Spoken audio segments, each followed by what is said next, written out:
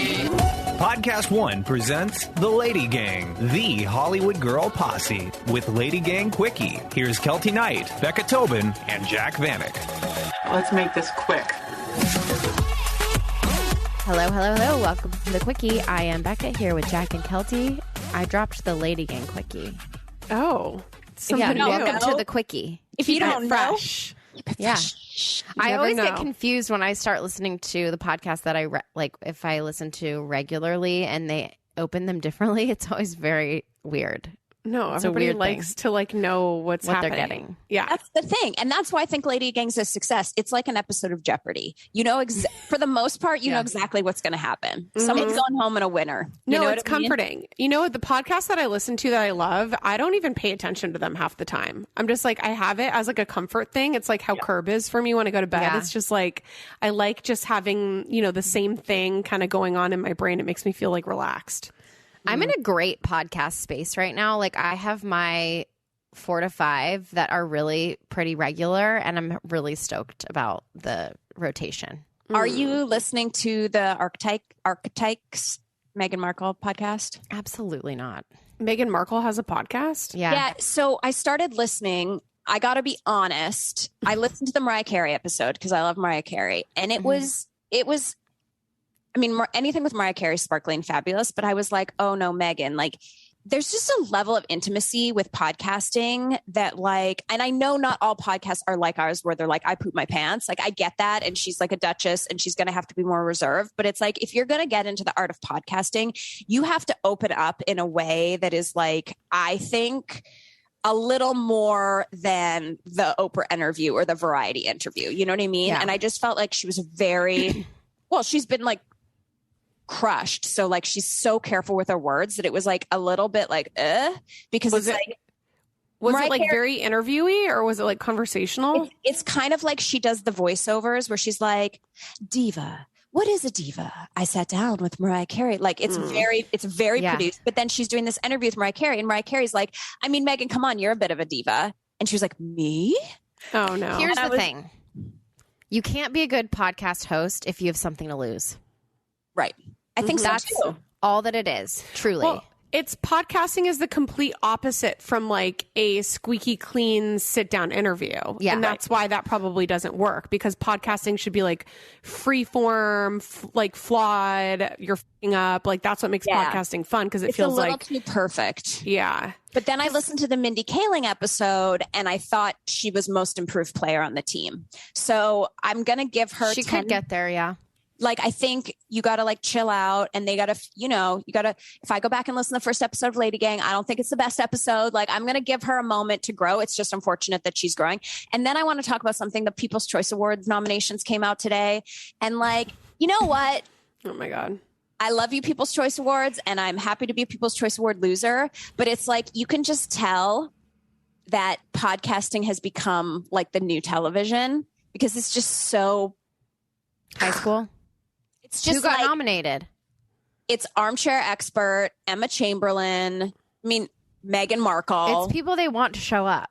I know. Now it's just celebrities. It's just people it's the Golden Globes. I mean, Armchair Expert is a wonderful podcast. They've grown something. But yeah, it's like, it's the popularity. But he's a celebrity. He's a celebrity. Yeah. It's like, but I do think that he does, if he wasn't a celebrity, the podcast would be just as good.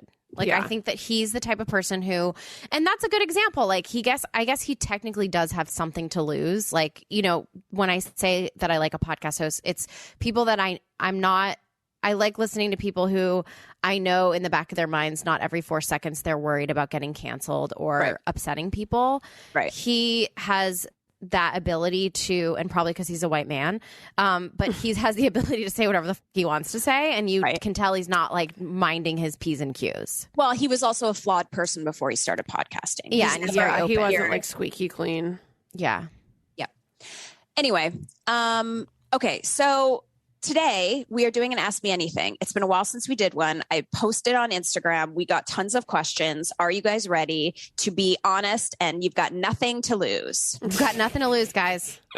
Okay. Grace wants to know, do you prefer picking your nose in the shower or the car? I don't pick my nose a lot, but I definitely Well, in the shower, I will occasionally snot rocket. If I'm stuffed up and the steam, it's the place to do it. Yeah, and the steam is really helping decongest. I will occasionally. It's disgusting. It's disgusting. I am aware, but sometimes you got to do it. In the car, I'm not like a huge nose picker, but. I'm only really picking when there's it would be car. If I'm only picking it if there's something to pick, you know, and like it's not like that. Whenever it happens, you know, you got to take care of it. You can't wait for the car. True. I mean, my problem is my nose is too dry. Like, there's not enough mucus in there. Like, I would rejoice in a snot rocket. Yes. You know what I mean? Thanks for the question, Grace. Thanks for the question. Okay. How do you start dating if it's something that absolutely terrifies you? Oh my God.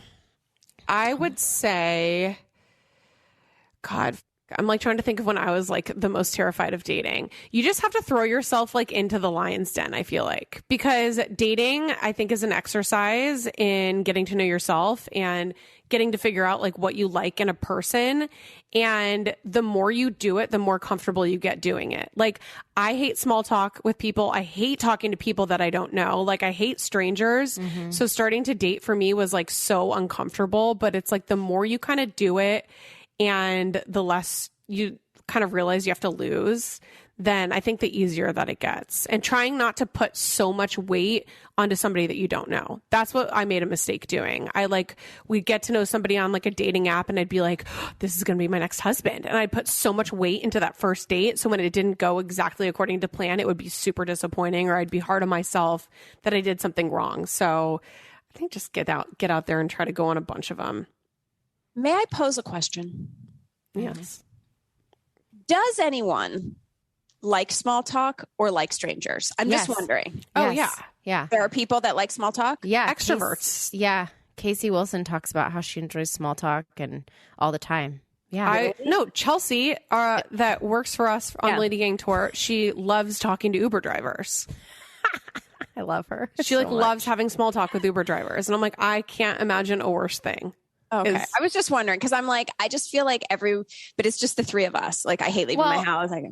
If depends for me, it depends on the mood that I'm in and the circumstance. I think of the three of us, I'm the better one of us all three.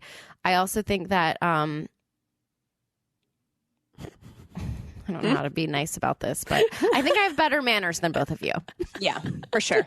Okay. And I think that's what it comes down to, is you're not a rude cunt. Also, with the dating thing, I think that there's something really empowering if you're somebody that because when I was single, I hated going to dinner. I hated eating dinner with somebody that I didn't know. I'm that's an intimate thing. No dinner dates. No dinner dates. So you say, hey, I'm like, if you're connecting with people and they're wanting to go on a date, be like, I'm an anti-date type of person. So here's some things that I think could be fun, like bowling or interactive, go for a walk, blah, blah, grab a coffee and walk. There you don't have to like look at each other in the eye. You can like be side by side. But you can be like really, I don't know. I think there's something really hot when people are really sure of who they are and the things that they like and they don't. And if you're like, hey, I'd love to meet you, but I hate fucking dates. So how's this for an option? Well, then you don't have to pretend like you're something that you're not. And then also to that point, it's like, I think having your first dates be something short. Like if you have like a coffee, like you put half an hour on your first date, have one drink with somebody, and then you don't have to worry about if it is a dinner date. You're like, I don't like this person from the start. And now I have to sit around for 2 hours while I have dinner with them, staring them straight in the eye. Like there is something that's so uncomfortable sitting across from somebody you don't know. Yeah. Take him to go play bingo at a bar or trivia or carve some pumpkins. You know what I mean? Make a candle. So festive. Okay. Kelsey says, LadyGang must become blonde, brunette, redhead trio. Who gets what color? I mean, I am the only person that has been a redhead in our past. Or have you, Kelsey? I've been a redhead and it was tumultuous. But yours was like an auburn, right? Or was yours like a red? It was red, very red for a moment. It was horrible. I'll send you a picture. I think I have never looked more hideous than with brown hair. Like I go down like 7 notches on the attractive scale with a dark hair. So I have to stay blonde. I am not attractive in any other hair colors. So Jack, you're going to be red, and Kelty, you already sometimes go pretty dark. So, yeah, your hair's like kind of dark right now. I know. The other day I was like, Chris, should I put more blonde in my hair? And he was like, yeah. And I was like, really? I love your hair. I like it dark too. It's like a little dishwatery, but like it's healthy. I mean, I've had this, Becca, you will recognize this hair mask from when we taped with Kelsey Ballerini 3 days ago. I've had I've had a castor oil in my hair for 3 days. Holy shit. I'm Does giving that my not like get on your face and clog your pores while you're sleeping? She doesn't really, have no. pores. Yeah, that's true. That's true. I don't know. Wait, I have a question. As somebody that went on Accutane, I saw a TikTok about this last night. Oh, God. Does Accutane shrink your nose? Have you heard about that? I don't think. I have no idea. And it did not shrink my nose. My nose is the same. There is a weird hole in TikTok about people that have gone on Accutane and they have before and after pics of when they've gone on it, and their nose, it looks like they've gotten a nose job. And then apparently when you go off Accutane, it's something about like, I don't know what it is, but your nose goes back to its original shape. It is so weird. Worth a dive if you're bored. It is like it's very drying. So there is like, I can imagine like maybe the pressure of like, you don't have the like water in your skin. Like this is all water under here. Right. And that's like how you flush it out, the lymphatic system. So like when you are so dry, maybe it's like pulling down. Oh yeah. You know? That does make sense because, like, fluid. Like, think about when you're hungover. I think my nose looks bigger when I'm hungover. Oh yeah, so right. Yeah, so it could be true. I don't know. I'd rather get a nose job, quite honestly. You know, yeah, Accutane scares the fuck out of me. If I'm going to be honest. Okay. Although the poreless skin is very, very appealing. Right about now, seasonal excitement or dread is really starting to settle in, especially for small businesses. Slaying through traffic to the post office, inbox more like a blizzard than a winter wonderland, rushing to send cards and gifts to your loyal clients. That's where Stamps.com comes in. For more than 20 years, Stamps.com has been indispensable for over 1 million businesses. Get access to the USPS and UPS services you need to run your business right from your computer. No lines, no traffic, no hassle. You can even save money with major discounts on USPS and UPS shipping rates up to 86% off. That's right. It is a stress-free solution for every small business. We use it here at the LadyGang. We love it. We are never turning back. This holiday season, trade late nights for silent nights. Get started with Stamps.com today. Sign up with promo code LadyGang for a special offer that includes a 4-week trial plus free postage and a free digital scale. No long-term commitments or contracts. Just go to Stamps.com, click the microphone at the top of the page, and enter code LadyGang. LadyGang is brought to you by Progressive Insurance. Let's face it, sometimes multitasking can be overwhelming, like when your favorite podcast is playing, like the LadyGang, and the person next to you is talking and your car fan is blasting, all while you're trying to find the perfect parking spot. But then again, sometimes multitasking is easy, like quoting with Progressive Insurance. They do the hard work of comparing rates so you can find a great rate that works for you, even if it's not with them. Give their nifty comparison tool a try, and you might just find getting the rate and coverage you deserve is easy. All you need to do is visit Progressive's website to get a quote with all the coverages you want, like comprehensive and collision coverage or personal injury protection. Then you'll see Progressive's direct rate, and their tool will provide options from other companies all lined up and ready to compare, so it's simple to choose the rate and coverage you like. Press play on comparing auto rates, quote at progressive.com to join the over 27 million drivers who trust Progressive. Progressive Casualty Insurance Company and Affiliates. Comparison rates not available in all states or situations. Prices vary based on how you buy. The Lady Gang. Okay, what do you do? What are you guys doing right now post-tour for your me time? Oh my God, I haven't had any. Jack, your life is me time. I mean, I haven't had any me alone time. All right. She's had time where she's doing whatever she wants. As a mother, I have to tell you both that you've had all the me time in the world. I hate to tell you both, but every time I look at your social media, I'm like, must be fucking nice. Okay? Sorry, so don't ask them about me time. I was thinking me time is like, what do you do when you're like home and alone? And I was like, oh, who knows? My me time, yeah. My me time is going out and carping the DM, as you can still tell in my voice. It's every moment of their lives. I'm into doing once the baby goes to sleep. I like doing my at-home facials. Speaking of Accutane, I like to steam the face. I like to have an enzyme on there to peel off the old skin. I like to get some extractions going. I like to use grapeseed oil to really like moisten up those pores. I know you guys are really into this. No, I love it. And that's about it. I was doing so well training for my half marathon. What happened? Oh, yeah. I'm still doing it. I'm still doing the half marathon on November 12th. And I'm just going to have to like really hit the ground running with my training. Pun intended. You're doing it just alone, right? Like you're just doing you're running by yourself. No. I'm doing it. There's an actual half marathon here in Like you're going to wear the number on your chest? Yeah. How long is a half marathon? How many 13 miles? 13 miles. 13. Insane. Yeah, I've done 13. Did I do 12 or 13? I did 12 or 13 right before Spain. But then we went to Spain. How long did that take you? I'm doing like a 12-minute mile. So it's like taking me a while, which is just an hour and a half of running. More than that. I feel like I was almost at 2 hours. Oh my God. Your knees hurt, Becca? No, they don't. It's weird actually because I have really bad hips from dance, but my hips get the worst when I do nothing. So if I take like a lot of time off from moving my body, my hips are like an 80-year-old woman. And now I'm knock on wood, but I haven't had any. My biggest issue right now is my toes going numb. Like because the circulation and I guess my sneaker. I've tried out all these different sneakers. This is so boring. But anyways, I think the universe was like, you want to do a half marathon? Like, you stupid bitch. I'm going to give you an 8-month-old baby who literally has you taking 15,000 steps a day, just chasing him around the house. So, well, that's training in its own way. You know, you're lifting weights. Those things that I see in LA of like the running straddler things. The strollers. Yeah. It's not the same run. I have a kid that doesn't enjoy a stroller. So, oh no.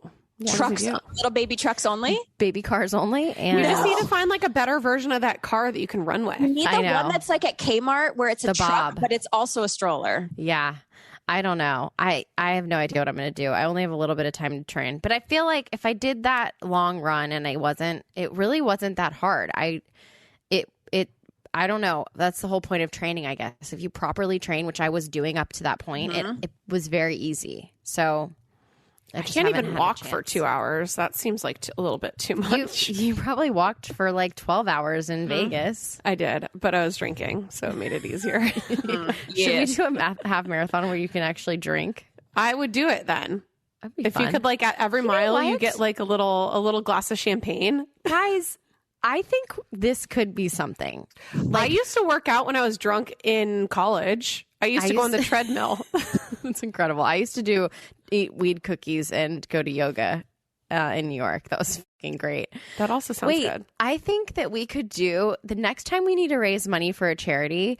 Yeah. We should do you know how they have the breast cancer walk? We could do like the LadyGang walk, and at every mile you get a shot or a cocktail. Like the real walktail. It's a walktail. Yes. The LadyGang walktail? Oh, hell yeah. It's like the hot girl walks, but we're raising money for something. This is fun. Okay. This is fun. Well, see? Look at us. Genius ideas. Geniuses. Last question of the Quickie. It's back for you, Becca. Is Becca okay with Ford going into the entertainment industry? I do think he's a little bit of a Gerber baby. Here's the thing. I always was like, no. But like, yeah, because I can't imagine doing anything else with my life. And when I do the things when I actually have a job, which is, let's be honest, few and far between right now. But when I actually have a job, it's so fucking enjoyable. I'm like, why would I want him to miss that opportunity to like make a living doing something awesome? So if he loves that and he wants to perform or do music or whatever, like I'll totally cultivate it. I won't push him and I won't let him do it as a kid because I will not let him do it as a child. Like no child acting, no child anything for money, because I think it's weird to turn that into have a job like that as a child. It could fuck you up. But I like what I did as a kid. I started really young, but I didn't make it a job until I was 19. And he's just gonna have to work really hard because I am gonna be like, you have to be really talented. He's a Nepo baby. I unless I like get another job here, I don't think But he is. I mean, he's not. Yes, his mother. Yes, his mother has an IMDb page, so he would be a nepo baby. Which also, I was doing a self tape the other day, and I texted my friend she works at Netflix and she does a lot of stuff, and she gets a lot of casting like self tapes, and I was like, hey, I'm like in a rut. What the gets you a job? Like how, like what on self tapes have you been noticing is like, oh, that's a good idea or whatever. Cause show a little boob, a little titty. Like to get my nipple out. And she's like, I'm going to be dead serious with you. Nepotism. That's how you get a job in Hollywood. Well, no, you no fucking shit. She's like, but I always thought that there was like a little bit, a righteousness to it where they were like, she's like, we've seen some of the best self tapes, and then my boss will get a phone call from somebody and be like, hey, my niece. It's not always the daughters. It's not always the kids of famous people either. It's kids of powerful people. So it's like the big head, agent, the money guy, Coca-Cola. Yes. Being like, hey, I have a niece and she just went in for this show. And she said, she's like, unless it's like the star of the show, they get the part. They don't give a shit. Right. And I was like, that's comforting. So it's like, good luck out there, people. Go get him, Tiger. Yeah. We should just go around and like be like, LadyGang is so successful that we have $100 million to invest in programming, and we're not sure where we'd like to put it yet. Please see Becca Tobin for this role. Well, I said to her, because there's times where, sorry to make this all about me, but this week was actually very much like in this world because I'm having to audition again and do all that bullshit. And I was like, there have been so many times where I haven't sent an email to somebody that I've worked with before when I'm going back in for something that they're doing. And she said to me, she was like, you're the dumbest fucking person in the world. I know. You're the dumbest fucking person. You mean like a follow-up? No, just like a, hey, Jerry, I went in for, I love, and I had worked for the guy for 3 years. For me to not feel entitled enough to be like, hey, I just auditioned for your new show. Like, I think it's great. I, would be such an honor to do this. I'm such a big fan, blah, blah, blah. Like, she's like, do you know how many emails like that get sent? And it's most of the time works out. Like, the squeaky wheel gets the goddamn grease. Because guess what? Yeah. Jerry doesn't give a who plays that role. He's like, oh, right. This is great. Let's slot her in. Done.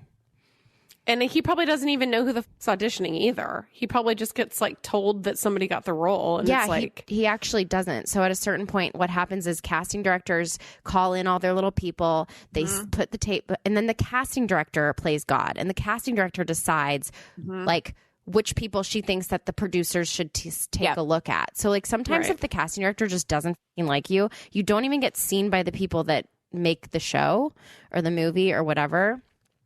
But yeah, so there's that. No, it's really interesting, and I'll leave you with this thought, Becca, while you go through this. I do think you should be squeakier as your Kris Jenner, because the thing is about your squeakiness is that you are incredibly talented. You are not a dipshit that's like calling in and being like, I would be great to work with you, and everyone's like, oh. Like, I had a situation earlier this year where I worked on a project, and then afterwards I was thanking the person that had given me this opportunity. I was like, I was feeling so like shitty about myself and like this really, and their response to me was, oh my God, it's so cute that you think this is about you. I was like, thank you so much, like for believing in me, whatever. He goes, you're so funny that you think this is about you. You're going to make me look smart. And that's all I care about. Oh, what an amazing response from that person. Yeah. He's like, you're going to make me look really smart.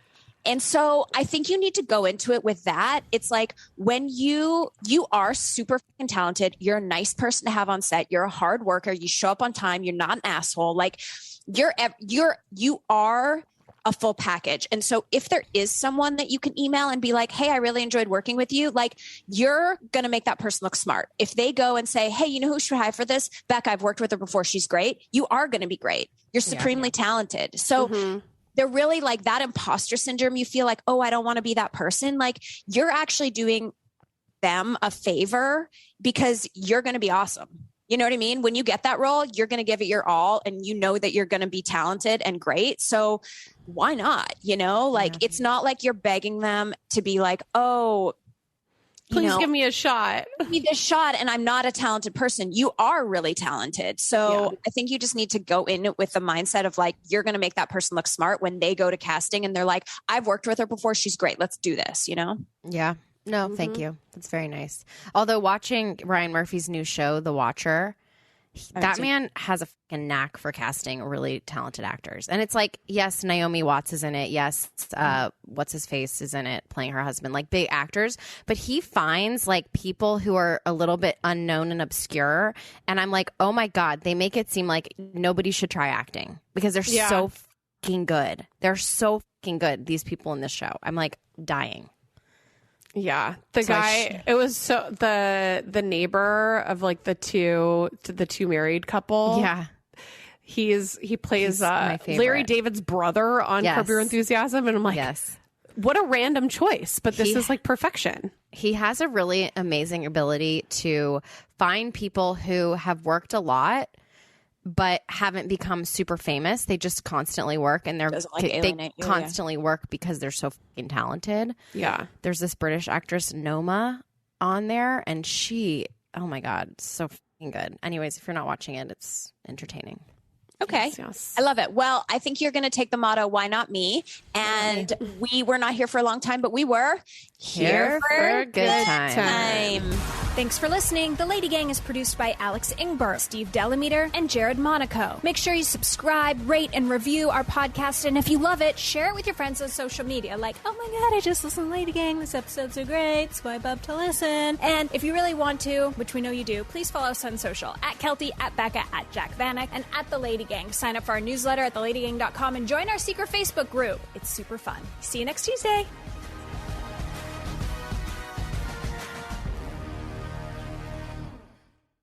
All this month, celebrate Hispanic Heritage Month with Pluto TV. Watch movies with the biggest stars like Eugenio Derbez in No Eres Tú, Soy Yo, and Luis Gerardo Méndez in Camino a Marte. Plus, Pluto TV has thousands more movies and TV shows and over 45 channels in Spanish, all for free. So download the Pluto TV app on all your favorite devices and start streaming today. Pluto TV. Drop in, watch free.